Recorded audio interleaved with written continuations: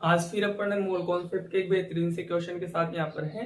Question है अपने पास which contains maximum number of molecules. आपके पास ऑप्शन है 7 gram nitrogen, 2 gram of hydrogen, 16 gram of nitro oxide, 16 gram of oxygen. मतलब कि इनमें से आपको बताना है कि कौन से के पास सबसे ज्यादा मॉलिक्यूल्स है। तो पहले अपने को मॉलिक्यूल्स का फॉर्मूला पता होना चाहिए। किसी भी कंपाउंड में नंबर ऑफ मॉलिक्यूल्स फाइंड कैसे करते हैं। एक चीज, मॉलिक्यूल और मोल्स दोनों अलग अलग चीजें होती हैं। मॉलिक्यूल और मोल्स दोनों क्या होते हैं, अलग अलग चीजें होती हैं। अपन बात करते हैं मॉलिक्यूल्स के फॉर्मूले की।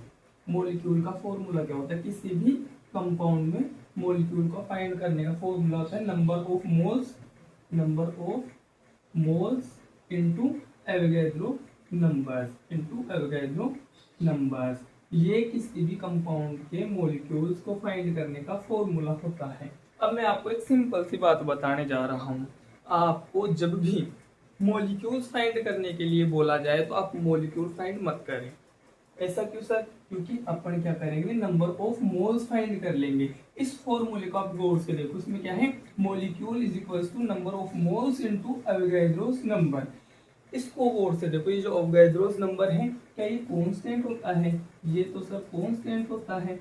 ये तो क्या होता है, कांस्टेंट होता है। इसकी वैल्यू तो फिक्स है 6.022 इंटू 10 टू द पावर 23। मतलब कि जो मेरे नंबर ऑफ मॉलिक्यूल्स हैं वो पूरी तरीके से किस पे डिपेंड करेंगे, उस कंपाउंड के नंबर ऑफ मोल्स पे डिपेंड करेंगे। और नंबर ऑफ मोल्स तो अपन ने शुरू में ही सीख लिया था क्लास में, जब अपनी रेगुलर क्लासें हुई थी तब अपन ने सीखा था। मतलब कि आपके स्कूल में अगर रेगुलर क्लासें हुई थी तो आपको वहां पे बताया होगा कि किसी भी कंपाउंड के मोल्स को फाइंड करने के 2-3 तरीके होते हैं। वॉल्यूम दिया है तो अलग फॉर्मूला होगा, मास दिया है तो अलग फॉर्मूला होगा। अभी यहाँ पर अपन देखें, इनमें अगर अपन देखें तो क्या चीज अपन इजीली फाइंड कर सकते हैं? सर वॉल्यूम तो पता चलेगा नहीं। अपन क्या कर सकते हैं, क्या मैं हाइड्रोजन का ग्राम मोलिकुलर मास फाइंड कर सकता हूँ? क्या मैं NO2 का ग्राम मोलिकुलर मास फाइंड कर सकता हूँ? क्या मैं ऑक्सीजन का ग्राम मोलिकुलर मास फाइंड कर सकता हूँ? क्या मैं नाइट्रोजन का भी ग्राम मोलिकुलर मास फाइंड कर सकता हूँ? हाँ सर फाइंड कर सकते हैं। कैसे फाइंड करते हैं? ग्राम मोलिकुलर मास को फाइंड करते हैं गिवन मास। ये फॉर्मूला ध्यान रखना, गिवन मास का मतलब जिसे ये दे रखा है 2 gram, given mass divided by gram molecular mass. ये फॉर्मूला है किसी भी कंपाउंड में मोल्स फाइंड करने का। सर ये मोलिकुलर मास क्या होता है? मोलिकुलर मास का मतलब होता है जैसे इंडिविजुअल का मैं बोलूं, हाइड्रोजन का मास कितना होता है? हाइड्रोजन का सर 1 होता है। हीलियम का कितना होता है? सर 4 होता है। वो आपने जो पढ़ा था सीक्वेंस में पीरियडिक टेबल में या जहाँ पे आपने पढ़े थे एलिमेंट्स, उनके जो पर्टिकुलर के मास होते हैं उन्हीं को अपन क्या बोल देते हैं, मोलिकुलर मास बोल देते हैं। जैसे यहाँ पर अगर मैं मोलिकुलर मास की बात करूं नाइट्रोजन की, तो एक नाइट्रोजन का मास कितना होता है? एक नाइट्रोजन का मास होता है 14। तो दूसरे नाइट्रोजन का भी कितना होगा? 14 होगा। 14 प्लस 14 कितना हो गया? 28। यानी कि इस नाइट्रोजन N2 का ग्राम मोलिकुलर मास कितना हो गया?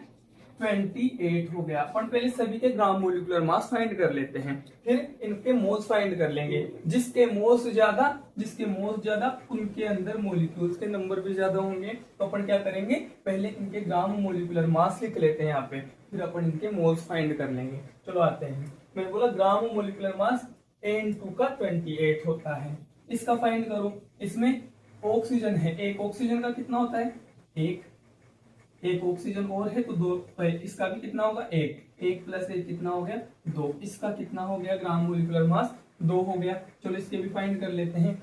एक तो इसके पास क्या है? N है। N का कितना होता है? 14। मैं इसको थोड़ा सा यहाँ पे लिख दे रहा हूँ। N के कितने होते हैं? 14। और 2 ऑक्सीजन है, एक ऑक्सीजन का 16, दूसरे ऑक्सीजन का भी 16। ऐड कर दो, इनको ऐड करेंगे तब 6 6 12 एंड 4 16, 3 and 1 4 46 है। क्या NO2 का ग्राम मोलिकुलर मास 46 होता है? हाँ 46 होता है। 46 इसका हो गया। अब ऑक्सीजन यानी कि एक ऑक्सीजन का 16, दूसरे ऑक्सीजन का भी 16, तो दोनों का मिलाकर 32 हो गया। मतलब इसका ग्राम मोलिकुलर मास, O2 का ग्राम मोलिकुलर मास कितना हो गया? 32। अब अपन ने सभी के ग्राम मोलिकुलर मास फाइंड कर लिए हैं। अब अगर मोलिकुलर मास फाइंड कर लिए हैं तो ये अपना मोल का फॉर्मूला है, जिसके जितने ज्यादा मोल उसके उतने ज्यादा मोलिक्यूल्स हो जाएंगे। तो चलो निकालते हैं। N2 के लिए number of moles for N2 ना, number of moles for N2 कितना होगा? गिवन मास कितना है? ये रहा सर 7 ग्राम। 7 ग्राम। मोलिकुलर मास कितना है इसका? 28 है। 28 तो कितना हो गया? 7/28 कितना हो गया? 0.25 है ना। 1/4 हो गया 0.25 ग्राम से। मैं यहाँ पे नीचे कर देता हूँ इसका 1/4 इज इक्वल टू 0.25 ग्राम्स। ये किसका हो गया आपका? ये हो गया आपका N2 का। फिर H2 का फाइंड कर लेते हैं। ये एक कर लेते इसको, H2 का फाइंड कर लेते हैं। नंबर 2 H2 का गिवन मास कितना है? 2 ग्राम। H2 का गिवन मास कितना है? 2 ग्राम। तो number of moles of H2 कितना हो गया? 2 डिवाइडेड बाई, ये तो गिवन मास रहा और ये इसका ग्राम मोलिकुलर मास रहा। ये इसका क्या है? ग्राम मोलिकुलर मास है। तो ये कितना हो गया? 1 ग्राम से, सॉरी 1, यहाँ पे ग्राम नहीं लगेगा। मोल क्या होते हैं? नंबर होते हैं।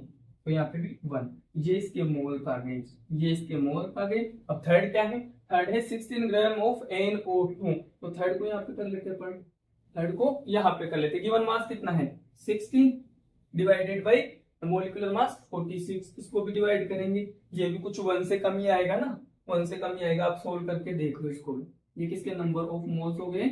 Number of moles of 16 gram of NO2। ये यहाँ पर NO2 के भी, ये यहाँ पर NO2 के भी क्या हो गए? मोल्स हो गए। ये भी 1 से कम आएगा। मैं पूरा सोल्व क्यों नहीं कर रहा? क्योंकि अब पढ़ते पूछा है मैक्सिमम नंबर ऑफ मोलिक्यूल। वैसे तो अपना आंसर यहाँ पे आ चुका। देखो, जिसके मोल्स ज्यादा, इसके भी मोल्स 1 से कम है, इसका भी मोल्स 1 से कम आएंगे। करके देख सकते हो, करके देख सकते हो कितना होगा? 8 डिवाइडेड बाई 23। ये 1 से कम आएगा ना।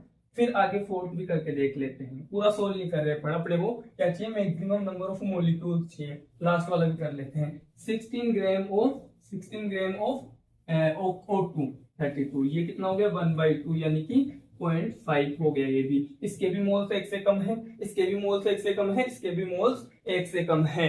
जिसके ज्यादा मोल्स उसके उतने ही ज्यादा मोलिक्यूल। तो सबसे ज्यादा नंबर ऑफ मोल्स किसके आए हैं? सबसे ज्यादा नंबर ऑफ मोल्स किसके आए आपके पास? H2। Okay, 2 gram of H2। Okay, तो आपका आंसर क्या हो जाएगा? 2 gram of H2। I hope आपको समझ आया होगा।